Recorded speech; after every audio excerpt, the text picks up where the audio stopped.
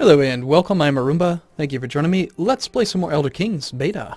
So I've updated again since the last time we played, and rather than continuing to play on this little island where we have to wait years and years for ships and all that, let's just play somewhere else. I mean, I like the idea of continuity, but at the same time, I like things to be a little bit more interesting, so no islands. Nope. Let's go with this guy. A minor kingdom of Farun.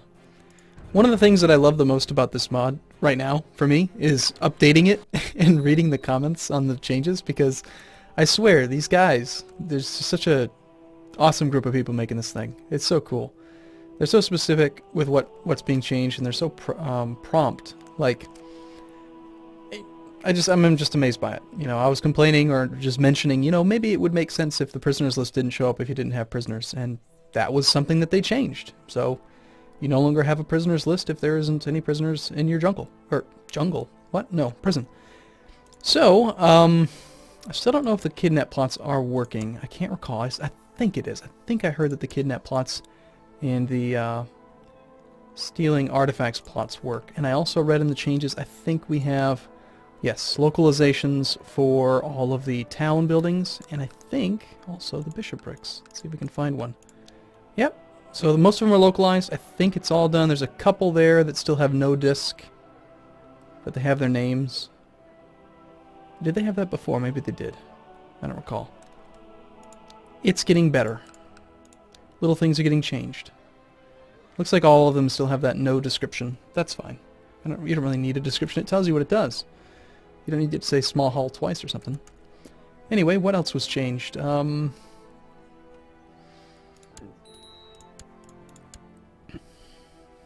Alright, so we are now King Varric of Farun. We're 52. We're not married. We do have a son, and he is a journeyman assassin. We are a journeyman barbarian. Let's go ahead and get married. Ooh, we can marry a countess, the Thane of Greymarch. We know where Greymarch is from playing as Fredegar. It's kind of far away from us, but we could marry into a county alliance and maybe try to get out a couple extra kids. Or we can marry Countess of Cambria, who is over here. Well, they're both quite far away. Let's go ahead and do the Greymarch one. She has pretty good stats overall, and she's lustful. Even better. Excellent. Okay, so we'll do that. We'll take the ambition to get married. Oh, interesting. I should have read that. I think you actually gained some money for taking that ambition, or succeeding in that ambition.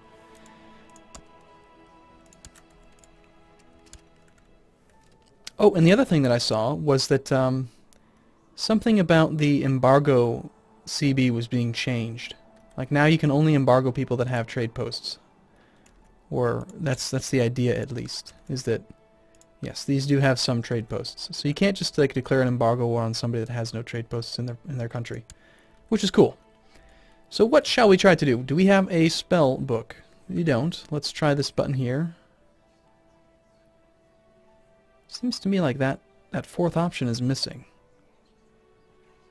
Is it perhaps because the Magister is... Wasn't there normally a fourth one there that like actually made them capable of casting spells or something? Oh well.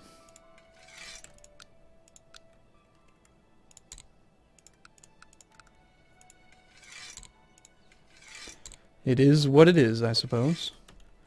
We don't actually have very many vassals. We do have a bishop, or rather just a baron, who dislikes us slightly because he's ambitious and envious.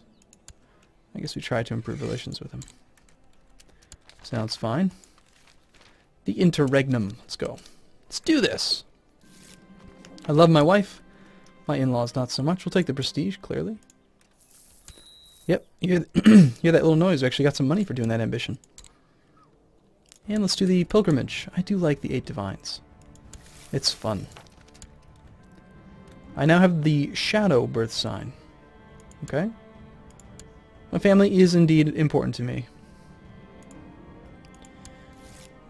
So what do we want to do with this character? How should we play him? He's a Breton, so he's pretty, he's a powerful magician, and yet we don't have a spell book because we are a barbarian.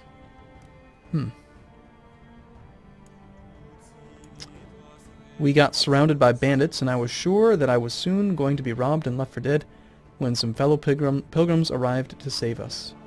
My opinion is changed by 5 for 1,000 months. Cool. Do we want a chance getting wounded? We've been ambushed. And it seems as if Ienis is trying to kill you. Just some random lowborn character. In an unknown location, so it's created a person. Interesting. Let's chance it. We didn't even get wounded. We're amazing. While walking the long roads of Tamriel to visit each of the way shrines of the Aedra, a group of bandits cornered me. Seem to be a lot of bandits out there. The outcome of this option will be based upon either learning, intrigue, or martial depending on your education. If successful, you will smite your foes and may obtain some loot.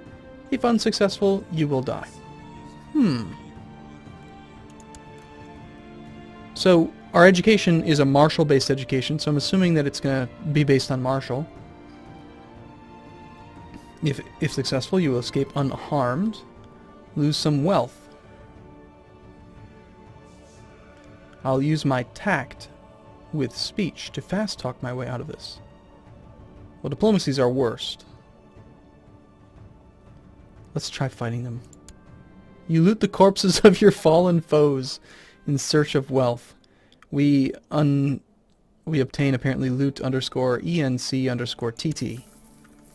Yes, indeed. That's what I was looking for. 50 piety and the chance to become brave. Now I forget, didn't we... Which one did we want to follow? Or was it a decision?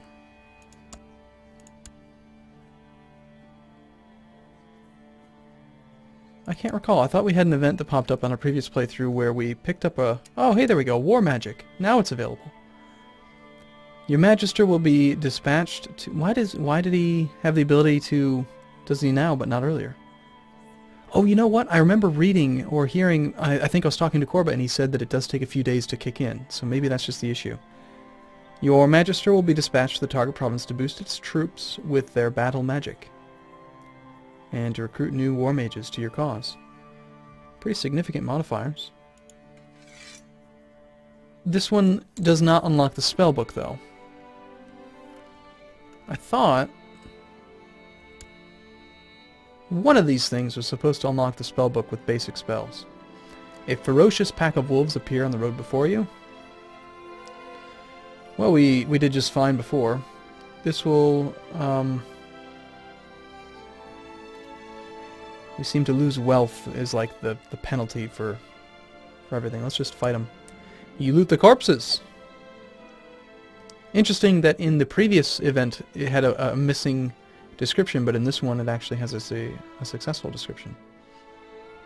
So basically we loot somewhere between 1 and 4 gold. It looks like that's scaled wealth. Anytime I see a 1 gold, like right at 1, 1 is the minimum amount in any kind of scaled wealth calculation. So I imagine that if we had a bigger empire, that this would be a scaling reward.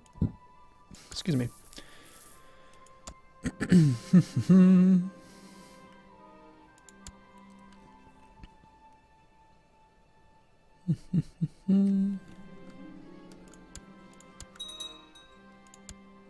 Well, clearly our steward is not very good. So we should employ a steward. I think the path of the 8 divines is great because you just gain tons of piety. And you gain... Oh, apparently I just married off my chancellor. That's fine.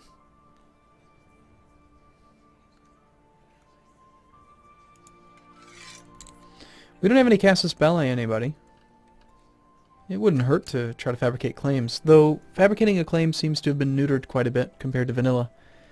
Normally 15 intrigue, or sorry, 15 diplomacy would be a very, very high chance to actually fabricate a claim.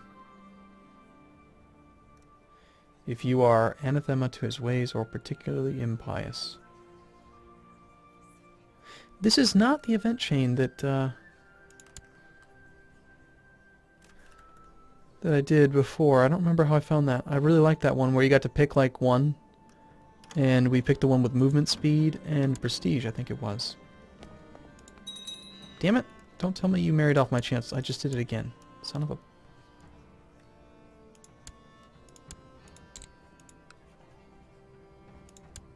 I should have thought about that. Normally that's not an issue. Normally you can just marry off women because they're never on the council, but in this mod you can have female counselors, so I have a tendency to forget that apparently.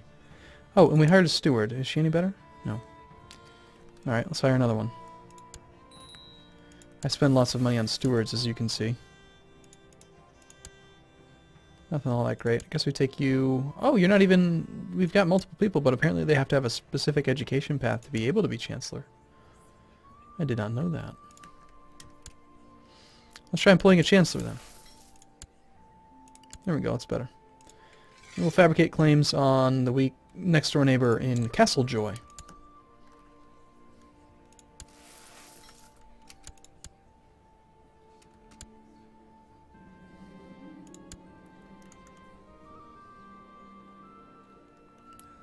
%30 chance of Muthsera is left dead for the night. Wow, he's a landed bandit. Apparently we're somewhere over here now. I guess there are the 8 divines. Look at those castles. That's really cool. I like that design. Let's risk it. God, we're so good at this game. Look at this. That's twice now that we should have gotten wounded. 60% chance and it didn't happen. Surely we have to get someone who's a little bit better. Eventually. What do you want? You gonna marry off my counselor? You want me to join the Whiterun Ravenhall de Jure war over Rorikstead. Alright, that sounds fine. Oh wow, apparently we're involved in this guy. Leave us alone, please. We only have 600 troops. We don't want you to come over here. 33% chance we lose Ambitious.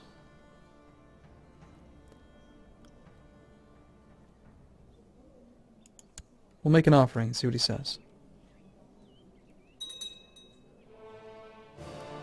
Apparently he says nothing. At long last you can rest your weary feet by the fire and lay in your own bed. You have returned. Okay. Okay, perhaps it was one of these that I did before that allowed me to pick...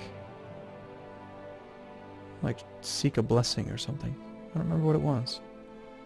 I know we've tried doing the obtain an artifact thing. Let's just wait until we actually have prisoners that have artifacts before we do that.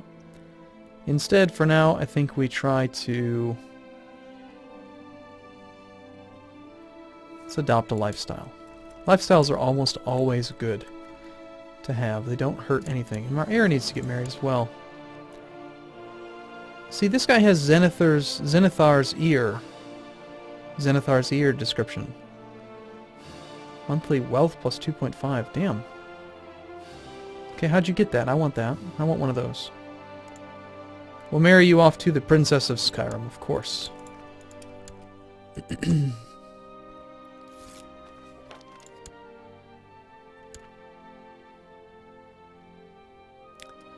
Was it this thing? Was it that we need to make an offering? Oh, interesting. Okay, so it's different now. The divines have listened to your prayers, and the priests assure you of your patron god's love. They even speak of a blessing upon your person. So, apparently, it's not something where you get to choose it. I do remember it was a pretty expansive decision list, and now it appears to be random. We got Heart of Stendar, 3 diplomacy, and monthly character favor. Interesting. I feel inspired. I should use the gifts given to me. The people will surely love me now. Therefore, I will... sing, write a great speech, or I have other things to do. Let's write a great speech. Here we get our diplomacy up. I became a rhetorician,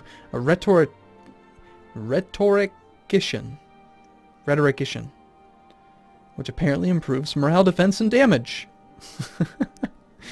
I am skilled when it comes to arguments or social occasions. I tend to stand out. Sweet dude. So there we go, we have a lifestyle. Which, the reason, again, why we took that is because 2 extra diplomacy. It's just a really good thing to have. Those types of things. Fall in love, improve martial. I think we'd like to improve martial. Get our army size up. And apparently now we do have the ability to declare wars. We can do Conquest of Castle Joy. We don't need to fabricate a claim. So we could just attack this guy. He has 266 men. I think we do. You have no allies, right? No, you don't. Okay. Oh, we actually have the de jure claim as well. Interesting. Why wasn't that available earlier? Either case, we become his new liege, so doesn't really matter.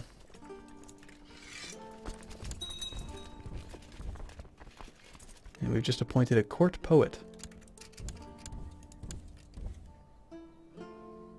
My son and I leading troops together. It's kind of funny to me that he is an assassin and he has much, much better martial score than we do.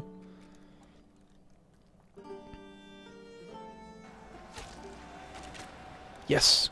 I come in through the center and my son leads a small contingent of 229 troops around the side. Flank him, I say. Awesome! Combat is the best teacher. We have become a more proficient commander. So we've just upgraded from Journeyman, which was only +5, to Expert, which is +8. Morale of armies +1, or +0.15. I know that, here's me complaining about something again. I know that it's very difficult within the game engine to make morale more clear, but like that, I hate tooltips like that. It's just my own personal opinion. I know from experience when it says morale of armies plus, well, let's look at it again. Morale, it says right here, oh, we went all the way up to master.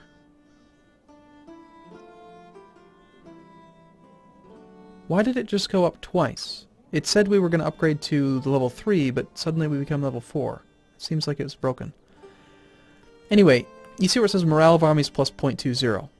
Like, I know in just from years of playing this game what that means, but to the average person who is just picking up the mod or whatever, it's like, what the hell does that 0.20 mean? And what it means is plus 20% morale.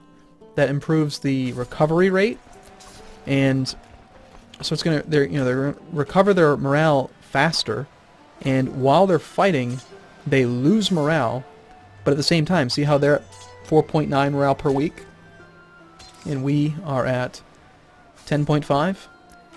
The problem is that there's like not really anywhere a very significant tooltip to explain it, but basically we recover faster, and as troops die, it goes down, but whoever recovers faster can sometimes survive longer. It's one of the reasons why